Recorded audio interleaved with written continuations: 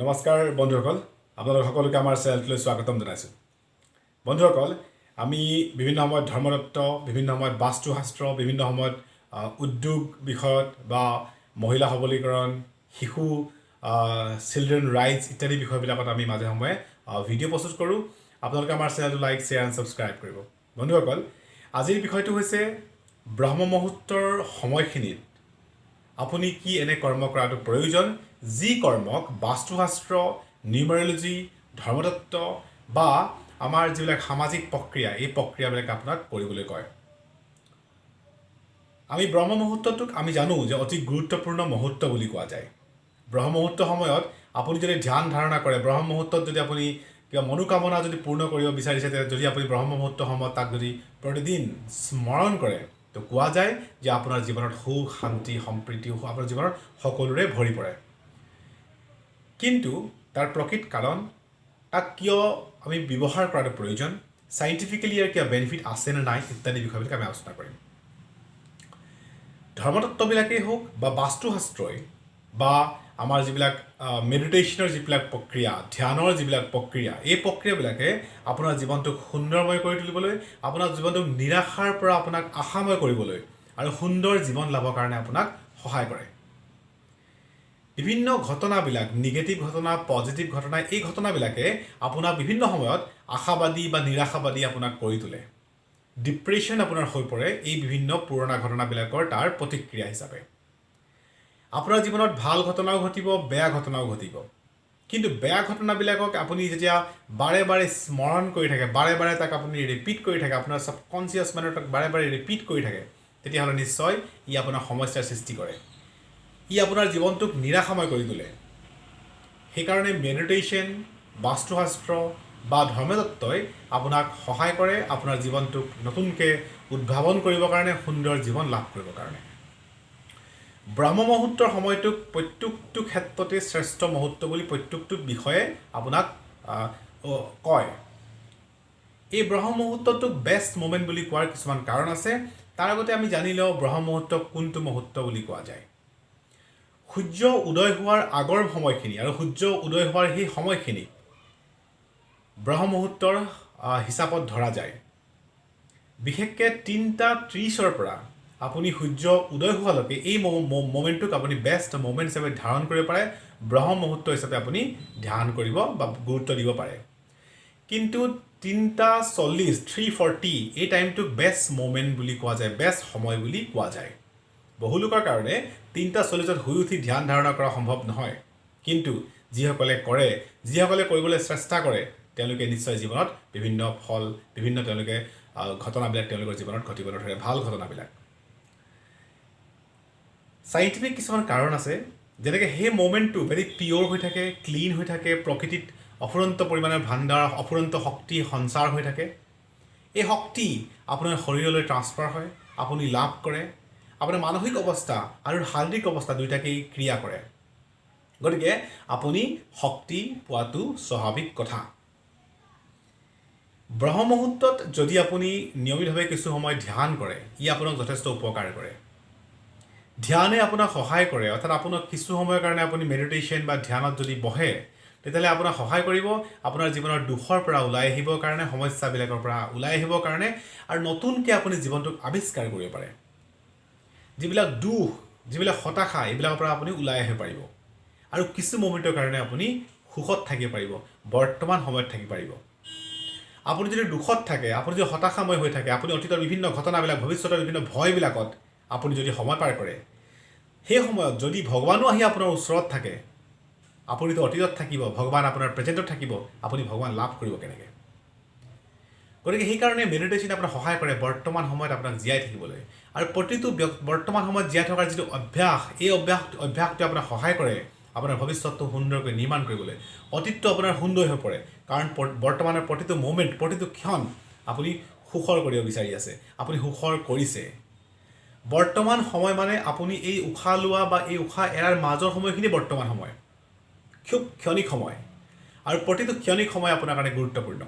সেইকাৰণে প্ৰতিটো মুমেণ্ট আপুনি সুখী হ'বলৈ চেষ্টা কৰাটো প্ৰয়োজন, প্ৰতিটো মুমেণ্ট আপুনি বুজি পোৱাটো প্ৰয়োজন। ধ্যান ধাৰণাই আপোনাক সহায় কৰে প্ৰতিটো মুমেণ্ট বুজি পাবৰ কাৰণে। ব্ৰহ্ম মুহূৰ্তৰ এই অভ্যাসটোৱে আপোনাক দিনটোৰ কাৰণে বৰ্তমান সময়ত জীয়াই থাকিবলৈ আপোনাক এটা অভ্যাস গঢ় দিয়ে, আপোনাক শিকায়। আৰু ই আপোনাক সহায় কৰে দিনটো সুন্দৰকৈ যাপন কৰিবৰ কাৰণে। ই আপোনাক সহায় কৰে প্ৰতিটো দিন সুন্দৰকৈ যাপন কৰিবৰ কাৰণে। সেইকাৰণেই ব্ৰহ্ম মুহূৰ্তৰ সময়টো ধ্যান কৰিলে আপোনাৰ যিটো অৱচেতন মন, ছাবকনচিয়াছ মাইণ্ড, এই ছাবকনচিয়াছ মাইণ্ডত বিশেষভাৱে ক্ৰিয়া কৰে। ফলত আপুনি আশা কৰা মতে, আপুনি বিচৰা মতে আপোনাৰ জীৱনটোৱে গতি কৰে। এতিয়া কথাটো হ'ল কি, আপুনি কি মেডিটেশ্যন, কি ধ্যান কৰিব? বিভিন্ন ধৰ্ম উপাসনা পদ্ধতিবিলাকত, বিভিন্ন তন্ত্ৰ মন্ত্ৰবিলাকত বিভিন্ন প্ৰক্ৰিয়া দিয়ে। কিন্তু সহজ সৰলকৈ আপুনি মেডিটেশ্যন কৰাটো প্ৰয়োজন। সহজভাৱে আপোনাৰ শৰীৰটো যদি একচেপ্ট কৰে, কিয়নো নতুনকৈ এজন ধ্যান কৰা লোকৰ কাৰণে যদি আপুনি টাফ ধ্যান প্ৰক্ৰিয়াবিলাক কৰে, তেতিয়াহ'লে আপোনাৰ কাৰণে সমস্যাৰ সৃষ্টি হ'ব। সেইকাৰণে চিম্পল ইজি ৱেত মেডিটেশ্যন কৰাটো প্ৰয়োজন। চিম্পল আৰু ইজি ৱেত কি মেডিটেশ্যন কৰিব? মেডিটেশ্যনৰ কাৰণে বহু প্ৰক্ৰিয়া আছে, 114টাৰ ওপৰত প্ৰক্ৰিয়া আছে। কিন্তু তাৰ ভিতৰত কিছু প্ৰক্ৰিয়া অতি সহজ। কিছু মেডিটেশ্যন আপোনাৰ চিন্তাৰ দ্বাৰা কৰা যায়, কিছু মেডিটেশ্যন আপোনাৰ চকুৰ দ্বাৰা কৰা যায়, কিছু মেডিটেশ্যন আপোনাৰ উশাহ নিশাহৰ মাধ্যমত কৰা যায়, কিছু মেডিটেশ্যন শব্দৰ মাধ্যমত কৰা যায়, কিছু মেডিটেশ্যন আপুনি শুনি পেলাইও কৰা যায়। যেনেকৈ আপুনি বৌদ্ধিষ্ট টেম্পলবিলাকত দেখিব, তাতে শব্দৰ ধ্বনি সৃষ্টি কৰে, মন্দিৰবিলাকৰ ধ্বনি সৃষ্টি কৰে। ই আপোনাৰ ধ্বনিৰ মাধ্যমত মেডিটেশ্যন কৰোৱায়। চকুৰ মাধ্যমত ত্ৰাটক কৰে। ত্ৰাটক মানে কি, এটা ৱালত এটা বিন্দু আঁকি লয় আৰু সেই বিন্দুৰ প্ৰতি দৃষ্টি নিবদ্ধ ৰাখে, বহু সময়ৰ কাৰণে দৃষ্টি তাতে দি ৰাখে। বহুতে কেণ্ডেলো জ্বলাই লয়। কিছু লোকে শব্দ সৃষ্টি কৰে, যেনেকৈ কিছুমান লোকে ওমকাৰ সৃষ্টি কৰে, কিছু সেইধৰণৰ শব্দবিলাক সৃষ্টি কৰে। আৰু কিছু লোকে নিজৰ মানসিক অৱস্থাটো ধ্যানৰ মাধ্যমত এটা স্থিৰতা আনে। কিন্তু আপুনি উশাহ নিশাহৰ মাধ্যমত সহজতে কৰিব পাৰে, কাৰণ উশাহ নিশাহটো অতি সহজ হয়। কিন্তু আমি এই উশাহ নিশাহৰ মাধ্যমত ধ্যান কৰিব পাৰোঁ, প্ৰতিটো মোমেণ্ট আমি ধ্যান কৰিব পাৰোঁ। অনলি ব্ৰহ্ম মুহূৰ্ত নহয়, দিনটোৰ প্ৰতিটো মোমেণ্টত আপুনি ধ্যান কৰিব পাৰে। আপুনি উশাহ লয় আৰু উশাহ এৰে, উশাহ লয় উশাহ এৰে। এই উশাহ লোৱা আৰু এৰাৰ যিটো প্ৰক্ৰিয়া, এই প্ৰক্ৰিয়াটো আপুনি কিছু পৰিমাণে গুৰুত্ব দিব যে আপুনি কি কৰি আছে।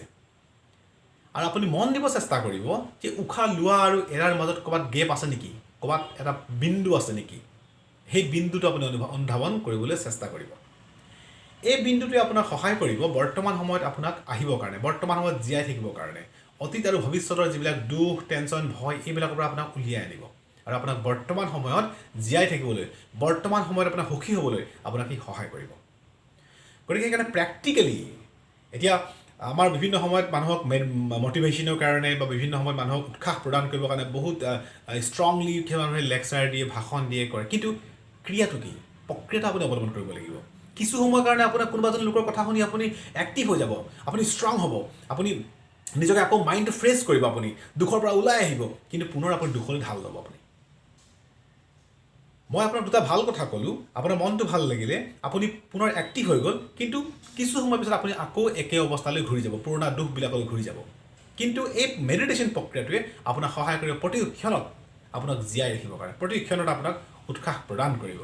গতিকে এই মেডিটেশ্যন প্ৰক্ৰিয়াটো কৰাটো অতি প্ৰয়োজন। সহজভাৱে যিকোনো মুহূৰ্তত আপুনি কৰিব পাৰে। এই অভ্যাসটো কৰি থাকিলে এটা সময়ত আপুনি প্ৰেজেণ্ট মুমেণ্টত আহি যাব। আৰু কি ঠিকনা, ভগৱানে হয়তো প্ৰেজেণ্ট মুমেণ্টত ৰখি আছে। আৰু কি ঠিকনা, ভগৱানে হয়তো আপোনাক আশীৰ্বাদ দিবলৈ ৰৈ আছে। কি ঠিকনা, ভগৱানে আপোনাক সহায় কৰিব বিচাৰিছে। কি ঠিকনা, ভগৱানে আপোনাক হয়তো এটা সুন্দৰ জীৱন দিবলৈ চেষ্টা কৰি আছে। কিন্তু আপুনি হয়তো নিজৰ শত্ৰু কৰি আছে। আপুনি অতীতৰ টেনশ্যনত আছে, আপুনি বৰ্তমানত নাই, ভৱিষ্যতত আছে, অতীতত আছে, আপুনি খেলি মেলি কৰি আছে নিজকে। কিন্তু ভগৱানে হয়তো অপেক্ষা কৰি আছে প্ৰেজেণ্ট মুমেণ্টত। কাৰণ অতীতত আপুনি ভগৱান বিচাৰি নাপায়, ভৱিষ্যতো নাপায়, আপুনি বৰ্তমান সময়ত পাব। আৰু ভগৱান মানে হৈছে শান্তি।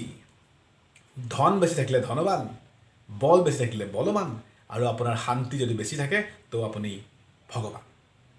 আপুনি ভগৱানৰ এটা অংশ হৈ পৰিব।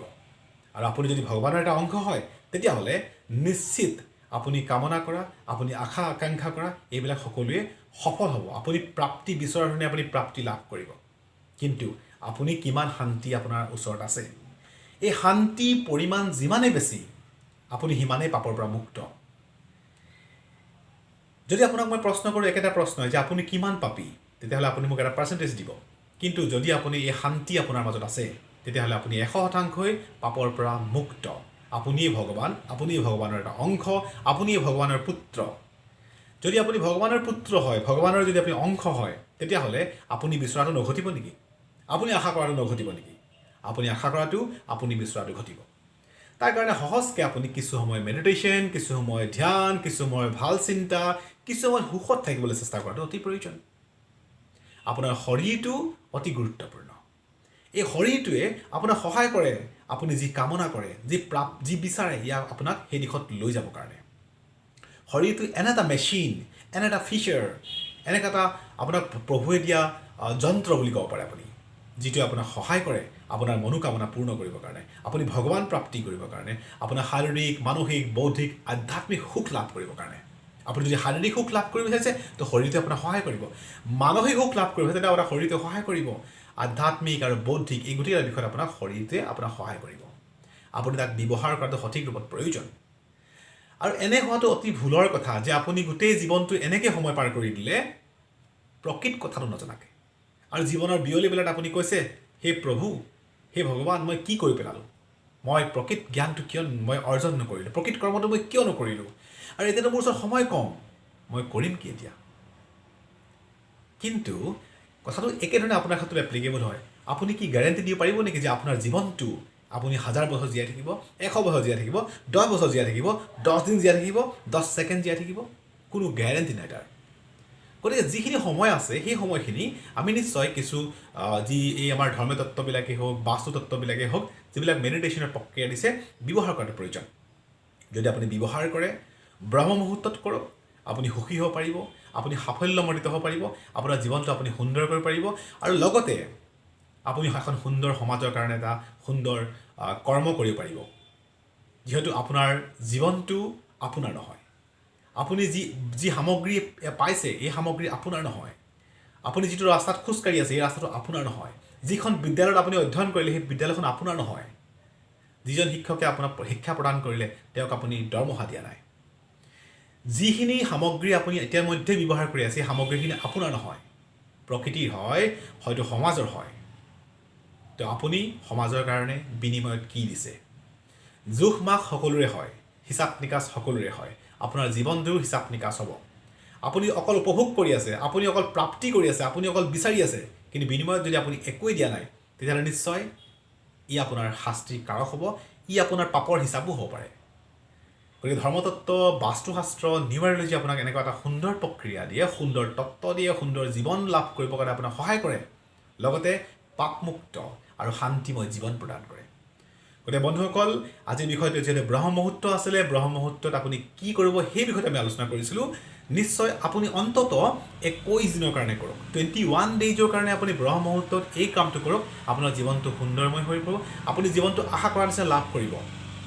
যদি আপুনি লাভ নকৰে মোৰ কমেণ্টত আপুনি নিশ্চয় গালি পাৰক কিন্তু মই আপোনাক ক'ব পাৰোঁ যদি প্ৰেক্টিকেলি আই বিলিভ মই বিশ্বাস ৰাখোঁ মই নিজেও ইয়াক প্ৰমাণ হিচাপে পাইছোঁ গতিকে মই আপোনাক কৈছোঁ আৰু সেইকাৰণেই মই বিভিন্ন কামৰ মাজতো কিছু পৰিমাণে ধৰ্মতত্ত্ব কিছু পৰিমাণে বাস্তুশাস্ত্ৰ কিছু পৰিমাণে নিউমাৰলজি ইত্যাদি বিষয়বিলাকত চৰ্চা কৰিবলৈ প্ৰয়াস কৰোঁ আচল সত্যটো উদ্ভাৱন কৰিবলৈ চেষ্টা কৰোঁ সত্যটো দাঙি ধৰিবলৈ চেষ্টা কৰোঁ আৰু সমাজত যাতে এটা প্ৰকৃত সত্যটো আমি দেখাবৰ কাৰণে শুদ্ধ দিশটো উদ্ভাৱন কৰিবৰ কাৰণে আমি অবিৰত প্ৰচেষ্টা কৰাটো অতি প্ৰয়োজন বুলি মই বোধ কৰোঁ সেইকাৰণে এই ভিডিঅ'বিলাক প্ৰস্তুত কৰোঁ আশা ৰাখোঁ আপোনালোকৰ বিভিন্ন কমেণ্ট বিচাৰ ইত্যাদি আমি লাভ কৰিম আজি বিষয়টো এটা সামৰণি মাৰিছোঁ আপোনালোকৰ জীৱনটো সুন্দৰময় হওক তাৰ কামনাৰে ধন্যবাদ